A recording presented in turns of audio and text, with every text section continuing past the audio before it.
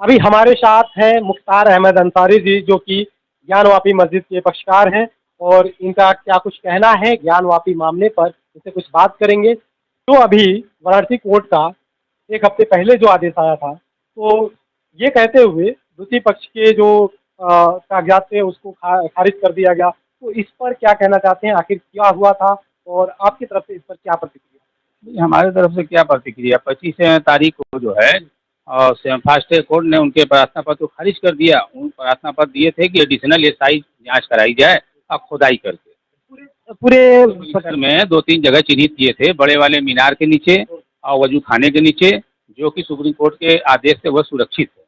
तो उस पर जो है हमारे फास्ट ट्रैक कोर्ट जो थे, तो जज साहब ने खारिज कर दिया और ये कहा कि हाई कोर्ट और सुप्रीम कोर्ट ने ऑर्डर जब किया है कि बिल्डिंग में छू नहीं सकते, तो खुदाई की बात तो अनपॉसिबल है, तो इसलिए उन्होंने खारिज कर दिया। तो दूसरे पक्ष ने, हमारे विपक्षी ने कहा कि हम हाई कोर्ट जाएंगे, तो जाए, हम लोग भी उनके पीछे जाएंगे। मगर सवाल ये है कि एक सुप्रीम कोर्ट का आदेश होते हुए, हाई कोर्ट का आदेश होने के बावजूद भी ई एप्लीकेशन डाल के तरह तरह से प्रताड़ित करके और न्यायालय पर प्रभाव डाल के सोचते हैं कि हम आदेश ले लें और आदेश लेकर के हम किस तरह से मस्जिद को इनको गायब कर दें। ये हमारे मस्जिद को देखना नहीं चाहिए। बिल्कुल। और अभी जो है ना, यहाँ तमाम फोर्स लगी रहती है अगर देखा जाए तो इससे क्या माहौल, आपको क्या लगता है कि ये फोर्स हमेशा, अभी हमने देखा जो नमाजी जा रहे थे उनकी चेकिंग की जाती है, बाकायदा चेकिंग की जाती है और किसी भी डिवाइस को अंदर नहीं ले जाने दिया जाता है, तो इस पर क्या आप? भाई देखिए, सुरक्षा की दृष्टि से वो लोग माहौल को बनाए हुए हैं और अपने इंतजाम देखते हैं। मंदिर ट्रस्ट और जिला प्रशासन दोनों मिल के देखते हैं।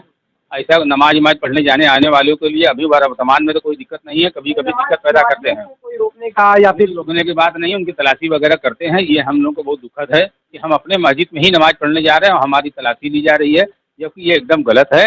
मगर जिस तरह से भी चला रहे हैं, चलने दिया इसलिए जा रहा है कि जाने दीजिए, हम लोग उस पर बोल के क्या करेंगे, हमारा सुनने वाला कौन है। अभी कुछ समय पहले कुछ द्वितीय पक्ष के, हिंदू पक्ष के लोगों के द्वारा वहाँ पे पूजा अर्चना की जा रही थी, तो वो क्या मामला था? कैसे? भाई जिला जज महोदय ने उनको आदेश दिया हमारे मस्जिद के ताखाने में कि उसमें पूजा रात भोग कराएं। जिला जज महोदय ने आर्डर दिया, जबकि अब क्या कहिएगा, न्यायपालिका है, आर्डर दे दिया। 20 तारीख को रिसीवर नियुक्त करते हैं और 31 तारीख को कहते हैं कि दक्षिणी ताखाने में स्थित मूर्ति का पूजा राग भोग कराएं, जबकि उसमें कोई मूर्ति थी ही नहीं। मगर अब कैसे जिला जज महोदय ने आर्डर किया, अभी तो न्यायालय का मामला, न्यायालय जान सकता है, हम उस पर क्या कर सकते हैं। और 2 दिन के बाद विभिन्न समाचार पत्रों में आता है कि खंडित मूर्ति लियाकर उसमें रख के पूजा पाठ की जा रही है।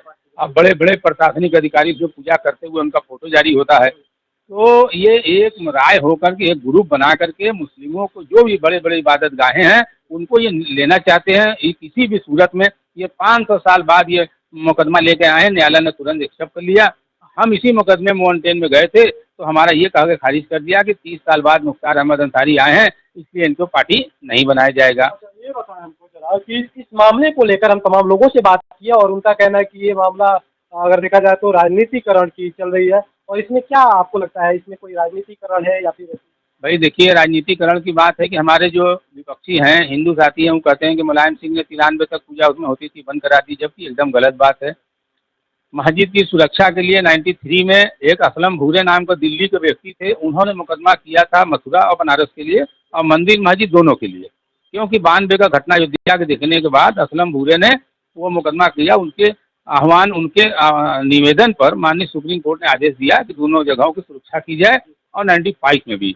तो ये मुलायम सिंह वाला गलत बात है। ये वर्तमान की जो सरकार है, केंद्र की हो या राज्य की हो, ये एकदम एक बग्गा चेरी, इनके पहले एक सूत्री कार्यक्रम है कि मुसलमानों को प्रताड़ित करके दूसरे समाज के वोट इकट्ठा करने की इनका यही नीति है।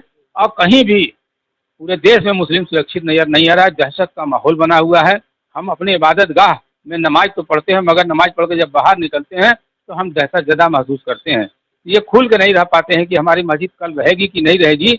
जिस तरह की हरकत की जा रही है, तरह तरह के मुसलमानों को प्रताड़ित किया जा रहा है, ये गलत है, इस पर रोक लगनी चाहिए।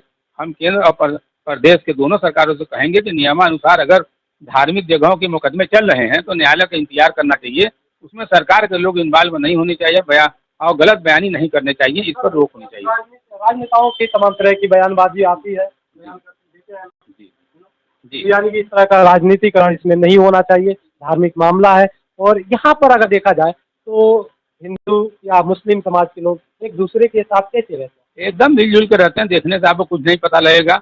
मगर एक बाबा गेरुआ पहने कहीं से आएंगे, गेट के पास में मुसलमानों को काट देंगे, फेंक देंगे, फाड़ देंगे। कोई आएगा कि अपने से मस्जिद को दे दो, नहीं तो बाबा का बुलडोजर गिरा देगा। मगर सरकार इस पर कोई एक्शन नहीं लेती, जिला प्रशासन कोई एक्शन नहीं लेती है, तो मुसलमान क्या करेगा? अगर मुसलमान कुछ करेगा तो कहावत है ना कि बस बुलडोजर लेके आएंगे, गिरा देंगे घर उनका, गरीब आदमी का। मुसलमान के पीछे खड़ा कौन है? कोई नहीं खड़ा है। मुसलमान अगर है तो नीचे वो खड़ा है, ऊपर उसका अल्लाह है, और तीसरा कोई नहीं है। इनसे बहुत उम्मीद नहीं की जा सकती, जिस तरह की सरकार की रवैया रही है।